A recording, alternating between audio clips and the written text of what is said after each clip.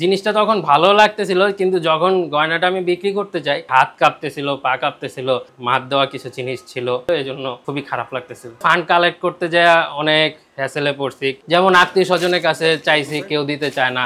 এক ফ্রেন্ড তো ফোনই ধরে না, টাকা চাওয়ার পরে ফোনই ধরে না। বিপদে পরে চিনলাম যে বন্ধু বান্ধব বিপদের সময় আসে না। পরে এক সাইড থেকে আমার যে বন্ধুত্ব টাকা রেডি, এখন আমিও শরমে কিছু বলতে পারতেছি না। আমি কখনো উপস্থাপন করতে চাই নাই যে বইয়ের গয়না বিক্রি করে আমি ব্যবসা দিব, এটা কখনো উপস্থাপন করতে চাই নাই। পরিস্থিতির শিকার হয়ে আমি শেয়ার করার পরে আমি বলার আগে ও বলছে যে তুমি বিক্রি করে ব্যবসাটা করতে পারো, ব্যবসা যখন ঠিক হয়ে যাবে বা প্রফিটেবল দেখবা তখন আমাকে আবার দিয়ে দিও। পরে অনেক দিন ভাবনা চিন্তা করলাম, কিন্তু ম্যানেজ করতে পারি না, কেউ ফোন ধরে না, আত্মীয় স্বজন টাকা দেয় না। তারপরে কি করবো, পরে স্বর্ণ বিক্রি করতে হয়েছে। স্বর্ণ বিক্রি করে তারপরে এই যে আমরা এই যে মেশিনটা দেখতেছেন, এই মেশিনটা আমরা নিয়ে আসি। রিটার্ন এখনো করতে পারি নাই, আশা করি ইনশাল্লাহ একদিন রিটার্ন করে দিব। আমাদের এই ব্যবসার আইডিয়াটা হচ্ছে চায়ের দোকান থেকে। আমরা হচ্ছে একদিন দুই বন্ধু মিলে চায়ের দোকানে আড্ডা দিচ্ছিলাম, চা খাইতে খাইতে হচ্ছে ও আমাকে জানাচ্ছিল যে হচ্ছে ও এই সেক্টরটার সাথে, যেহেতু ও একজন গ্রাফিক্স ডিজাইনার, ও হয়তো বা জানতে পারছে এই মোটামুটি ভালো ডিমান্ড আছে। তো আমাকে প্রস্তাবটা প্রথম দেয় যে চল তাহলে হচ্ছে আমরা ডিটিএফ নিয়ে কাজ করতে পারি। তখন হচ্ছে আমার খুব বেশি আইডিয়া ছিল না। ও যখন আমাকে প্রথম প্রস্তাব করে তখন হচ্ছে আমি ওই জিনিসটা নিয়ে হচ্ছে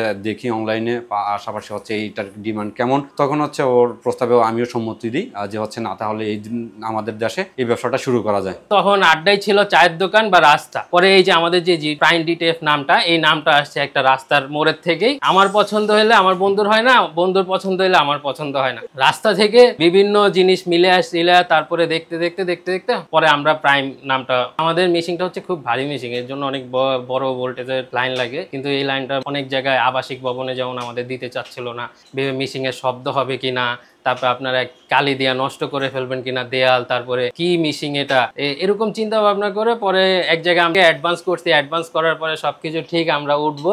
এর 15 দিন আগে উনি আমাকে ফোন দিল, আমি আপনাদের এই অফিসটা ভাড়া দিতে পারবো না, আমার একটু সমস্যা আছে, আপনাদের ভাড়া দিলে পাশের বাসার ওনারা থাকবে না, আপনাদের মিশিং এ অনেক শব্দ হইতে পারে, আমি তো আপনার জন্য আমাদের ভাড়াটিয়াদের করতে পারি না। পরে আমি বলি কি আঙ্কেল দেখেন, আমাদের মিশিং এ শব্দ হবে না, আপনি চাইলে দেখতে পারেন।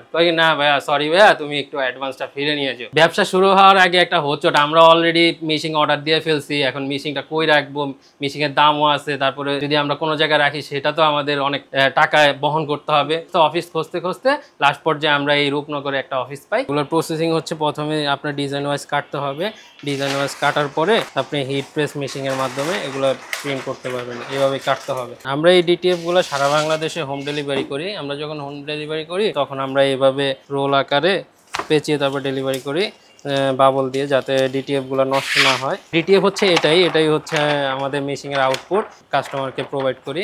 আমরা সারা বাংলাদেশে ডেলিভারি করে থাকি।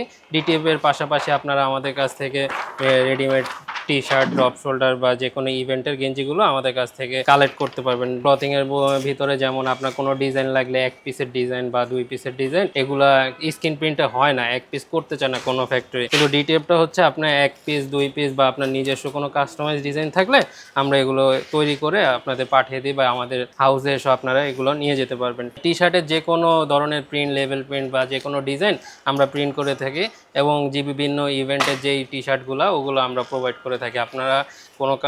আপনারা আমাদের থেকেও ইভেন্টের টি শার্টগুলো পেয়ে যাবেন। এক ভাই আসলে আমাদের কাছ থেকে দুটা করে 4টা টি শার্ট নিয়ে গেছিল।